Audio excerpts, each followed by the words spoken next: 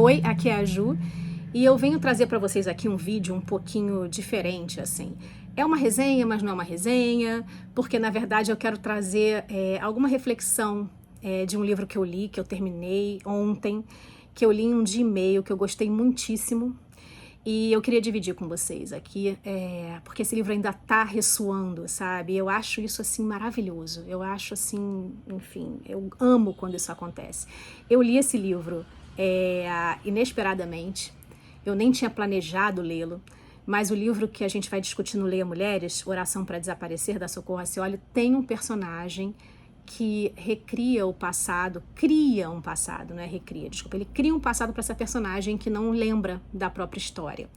E aí a Socorro pediu para esse autor, que é o José Eduardo Agualusa, esse personagem, o Félix Ventura, que está em Oração para Desaparecer, está no livro do Agualusa chamado O Vendedor de Passados, porque, enfim, ele é o vendedor de passados, e ela pede então autorização, ele permite, o personagem está lá, e eu gostei muito desse personagem no livro da Socorro. E queria descobrir mais sobre ele. E aí eu tenho o livro em casa, ele estava lá quase perto da minha porta, né, na seção da letra A, de Angola, e eu peguei despretensiosamente e devorei o livro. E aí eu queria falar para vocês que não tem muito como eu dar spoiler sobre esse livro, ele é mais ou menos centrado, então, num narrador que é em primeira pessoa, mas que é uma lagartixa, ou uma osga, como está no livro, né? E esse personagem, ele diz que é um deus noturno, né? Ele dorme de manhã e fica de noite, então ele participa de tudo da casa. Você já começa a perceber na primeira linha que é uma lagartixa, tá até aqui na capa. Eu acho que todas as capas de edições aqui do Brasil, de outra editora também que publica o Agualusa, essa aqui é Grifos, mas eu acho que é Tusquets, né? Enfim, também tem uma lagartixa. E é muito interessante porque essa lagartixa tem as memórias e ela foi humana e ela renasce, né? Ela reencarna a lagartixa. E acho que tudo nesse livro tem aí uma pitada de provocação com a nossa existência humana, sabe?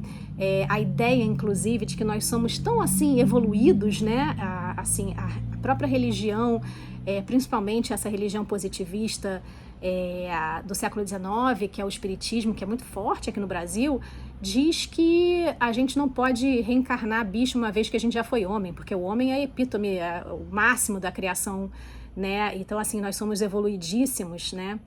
Leia com ironia.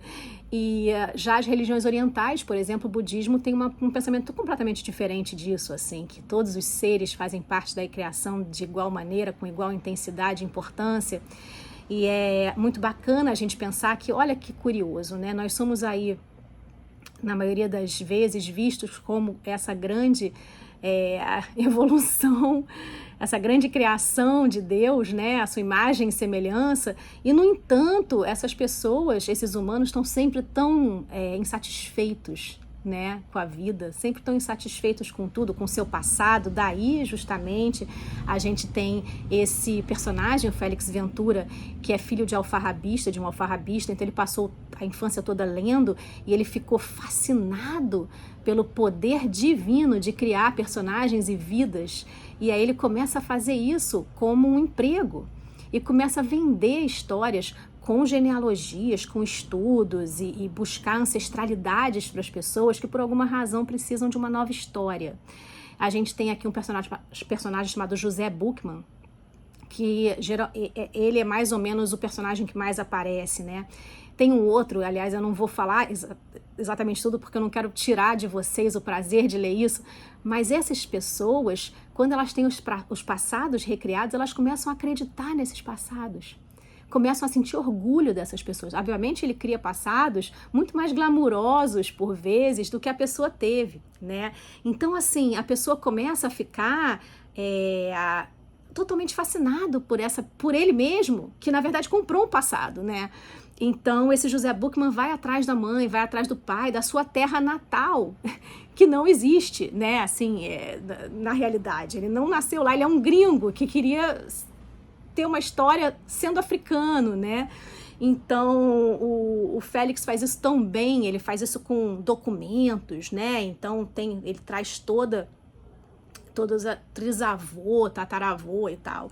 Então isso é a grande ironia do livro, né? Essa questão desse narrador ser justamente uma lagartixa, né? Um deus noturno, como ele mesmo fala, e ao mesmo tempo ter essa ideia de que as pessoas não estão satisfeitas, né? Freud já dizia o mal-estar na civilização, e Freud dizia nesse livro, diz, né, mas enfim, é um livro muito interessante, que é esse mal-estar, é essa eterna insatisfação que faz com que a civilização avance, busque melhorias, busque evoluir. Aí essa evolução aí é muito relativa, mas não vamos entrar nesse tema. Mas a ideia é a gente ver que até na própria revisão da nossa vida, tem algum momento que a gente começa a pensar sobre o passado e começa a se cobrar, poxa, o que eu fiz? É a ideia de que você tem que ser ou fazer coisas que você não fez.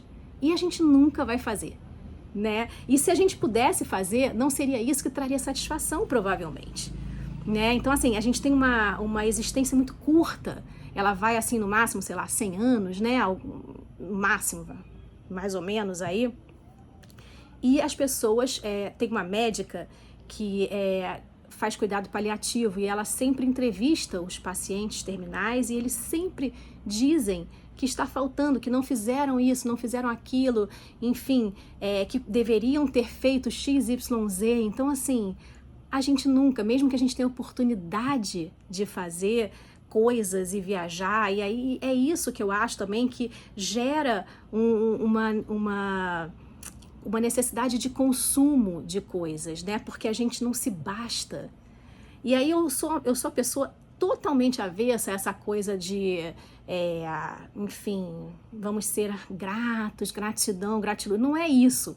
Mas, ao mesmo tempo, tem que existir um caminho do meio, né? Entre essa eterna insatisfação e essa coisa de estou muito bem. Porque, assim, as redes sociais hoje, inclusive, geram aí uma comparação entre as pessoas que às vezes acordam mal, tiveram uma noite péssima e ao invés de sentar, de repente ler um livro, trazer um bem-estar, apreciar, assim, tomar um café, não, ela fica montando um cenário para bater uma foto de que ela tá muito bem, com uma musiquinha de fundo. Então às vezes as pessoas perdem tempo até criando cenários das suas vidas, e essa é a grande ironia desse livro, né? Que insatisfação é essa? Se você pudesse recriar o seu passado, ou inclusive falar sobre ele, como é que você faria isso? Quando a gente fala de biografias e memórias, a gente fala muito disso. Como as pessoas editam a própria vida, né? Como aquelas pessoas vão narrar as próprias histórias. Se você pudesse, inclusive, retirar, extirpar alguns pensamentos, algumas memórias, eu acho que muita gente toparia, né? Como tem naquele filme Brilho Eterno de uma Mente Sem Lembranças, que é um filme ótimo, que é não lidar com as frustrações, né? E assim, vai ter frustração, a vida das pessoas, né? As vidas ordinárias importam. A gente, todos nós aqui, a maioria de nós, todos, temos vidas ordinárias. E eu acho que assim ficou muito pior com as redes sociais, que as pessoas estão ótimas sempre, estão sempre, enfim, você pensa assim, nossa, essa pessoa, né, tá feliz, assim, e na verdade é uma grande ilusão, né? Então, assim, qual é esse caminho do meio? Qual é essa grande insatisfação que faz com que as pessoas reflitam, né, dessa história de, será que também tem a ver com consumo? Você sempre, essa ideia de uma sociedade de consumo ou de competição com as outras por felicidade, por momentos de bem-estar, quando geralmente são vidas comuns, né? E você às vezes deixou, talvez, de ver esse lado porque você está pensando nessa insatisfação. E eu acho que é isso que é essa grande ironia do livro, que é, assim, essa ideia de que a sua vida não foi suficiente, não é o suficiente, as suas memórias, aquilo que você viveu, sabe? E que se você pudesse recriar um passado, muitas pessoas talvez o fizessem, né? Vou comprar um passado diferente, eu vou criar, porque na verdade as pessoas, no fim das contas, fazem isso, né? Elas criam, inclusive, narrativas ficcionais sobre si mesmas. Então eu acho que fica a reflexão de um livraço, uma indicação que eu faço assim, de corpo e alma. Leiam mais coisas do Agualusa, inclusive, que tem uma escrita maravilhosa. Não deixem de checar O Vendedor de Passados, principalmente se vocês leram Oração para Desaparecer. Não sei se farei vídeo sobre Oração para Desaparecer, porque minhas opiniões sobre esse livro podem ser um pouco complexas, e é difícil, né, a gente, enfim, falar sobre essas coisas aqui, porque as pessoas não tendem a não aceitar muito, enfim, críticas, né, mas eu vou pensar.